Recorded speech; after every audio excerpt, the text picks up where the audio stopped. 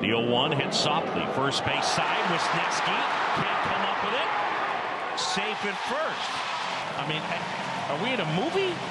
Hayden Wesneski had a terrible, horrible, no good, very bad inning for the Cubs, and it made for a very long game one of a doubleheader here on Saturday, July 13th. I'm going to break this one down. I want to make sure that you are subscribed so you know about every single breakdown I do for the Cubs. So the Cubs had won 5 games in a row and started this one out pretty promising. Seiya Suzuki with a long home run to center field makes it 1-0.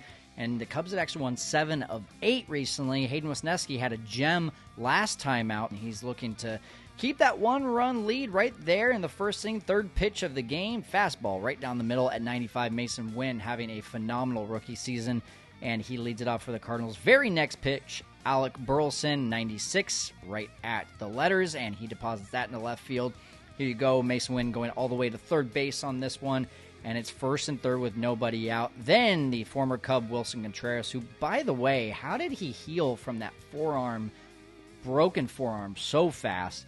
Single into right field makes it 1-1. And 7 pitches into this game, we have a tie game. And by the way, look at this. Mason Wynn goes right up to Nolan Arenado after scoring, and he's got something to say to him. Now, if you aren't a former baseball player, if you don't know baseball that well, this is a clear-cut sign that Mason Wynn sees something that he needs everyone on the team to know. So he likely went to the dugout right after this and started telling every single batter, 1 through 9, hey, I've got something. Whether it's a tip of a pitch, whether it's a sign that he saw, whether it is just like, hey, that fastball's not moving, or that slider, you need to sit on that today because it's not moving. He's got something there that he's telling Nolan Arenado, and we're going to see what Nolan Arenado does later in his at-bat. The next batter is Lars Nootbaar, and he taps this one back to the mound. Wesneski's going to go to first, right? No, oh gosh, why are you throwing to second base? And now it's in center field.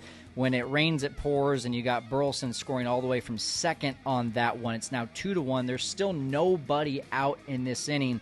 And take a look from this angle. You can see as soon as Hayden got that ball, look at where the runner is. He's already 60% of the way to second base. Wesneski's body right here, as you can see, is lined up to right center field. This is a very difficult play for a pitcher to have to turn and do a 180 and throw to second base, let alone when he's got this little amount of room for air. By the time he releases this ball, now you've got the runner about 3/4 of the way to second base. Just not a great decision. You can see Tomas Nido is not, it doesn't look like he's screaming at him to go to first base. Maybe he just assumed, yeah, he knows because of a high chopper, you got to go to first on that one.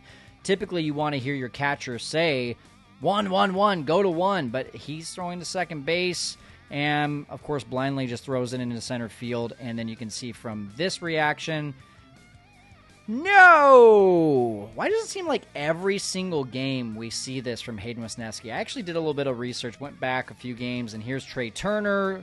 Oh! Big F word on that one. And then Pedro Pajes, that's his first major league home run. Look at Wesneski on that one.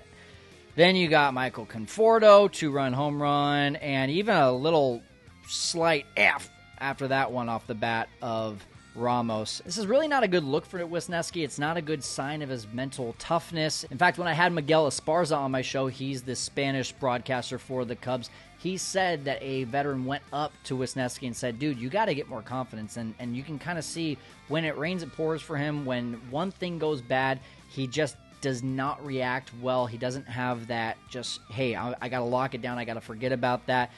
And that's essentially what ended up happening for the rest of the scene. So let's take a look. Here is that Nolan Arenado at bat now. So first pitch swinging fastball outside. It chops it over to Mastrobuoni, and he bobbles it a little bit. Now this one is called a fielder's choice with no air, but you can see he very much bobbles this ball. And that's really a bad scorekeeping call from the hometown team, as Arenado should have been reaching on an air instead of a fielder's choice. Which, by the way, this is also right here, this Wesneski throw into center field was a fielder's choice and an air, which is exactly what the Mastrobuoni one should have been. As you can see, this is what it said on MLB Game Day. You got Wesneski, air by the pitcher, Hayden Wesneski into center field, but then over here on Nolan Arenado, no word of an air. Very obviously an air, though, so I don't know if they're going to go back and change that one. They need to go back and change that one in the scorebook. And Mastroboni actually went on to make another error in this game. But let's continue in the first inning here. It's now bases loaded with still nobody out. Brendan Donovan, little tapper back to the mound, and once again, that mental toughness not showing up for Wesneski. That ball gets by him. Should have been an easy ground out to first base. JD went on to talk about how the game kind of speeds up for you when this happens, and that's obviously what's happening with Wesneski right here. You've got Craig Counsell saying, hey, we might want to challenge this one, and in fact, he does. And this angle, it's going to be tough to tell. I honestly, when I saw this angle, I thought out, but it's really tough for us to tell. This is the angle as we look right here that's going to tell us as we zoom in really, really close right here. Okay, that looks like the ball is in his glove. Now, the latest interpretation I have of this rule is that the ball doesn't have to actually be touching the glove. It just has to be within the glove. I don't know if they've changed that recently, but that's always, especially when they started replay, how I perceive this and what you've kind of heard on a lot of these replays is that the ball doesn't have to actually be physically touching the glove. It just has to be essentially inside the confines of the glove.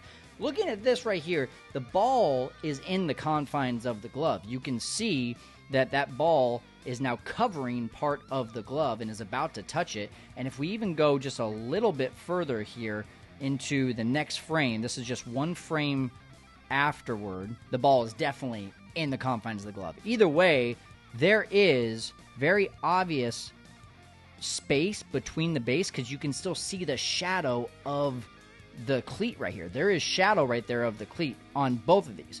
Lots of shadow there, lots of space. That foot has not touched the base yet, whereas right here, there's still a little bit of a shadow showing, which leads me to believe that cleat is not on the base. So this seems like it should have been out, but it's not. It's ruled safe. Call stands. This terrible, horrible, no good, very bad inning just keeps on getting worse. It's now 3-1.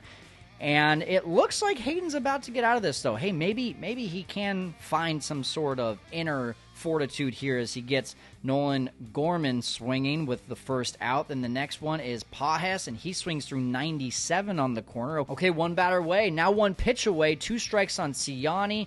Here comes the inside, might be the cutter. It's the slider, and it hits him on the back elbow. Of course. 4-1. Bases loaded, hit by pitch, and you've got now, this is just starting to completely unravel. And it seems like Tommy Hotovy probably should have come out even sooner in this inning, but, you know, his mound visits have been known to be magical. So let's see if this helps him out. Keep it at 4-1. That's still within reach. 1 strike away again, and Mason Wynn, his second hit of the inning. This time it scores 2. It is now a 6-1 game, and this is starting to feel a little bit out of reach.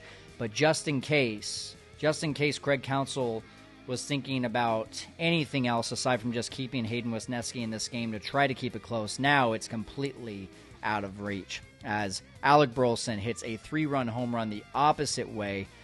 And you've got yourself a 9-1 game. That is Burleson's second hit of the inning as well. Hayden Wesneski says, can you please just end this inning for me? He does eventually get out of this inning as he gets Wilson Contreras to pop out to the right side. Final line for Wesneski on the day, 4 innings, 11 runs, only 4 of them earned because of his 2 errors. Truly an inning from hell.